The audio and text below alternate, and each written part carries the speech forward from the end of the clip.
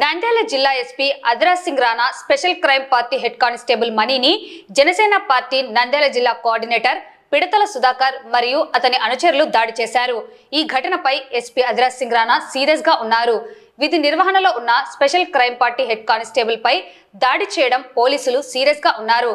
Case నమోదు చేసి దాడికి పాల్పడ్డ వారి కోసం గాలిస్తున్నారు.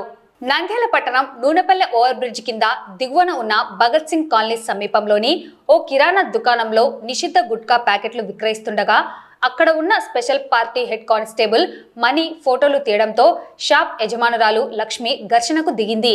కిరాణా షాప్ సమీపంలో మద్యం సేవిస్తున్న జనసేన పార్టీ నంద్యాల జిల్లా కోఆర్డినేటర్ పిడతల సుధాకర్ కు తెలియజేయగా సుధాకర్ వారి అనుచరులకు ఫోన్ చేసి కారులో కిరాణా దుకాణ యజమాని లక్ష్మితో కలిసి కారులో స్పెషల్ కానిస్టేబుల్ మనీని అటకాయించి దాడికి పాల్పడ్డారు.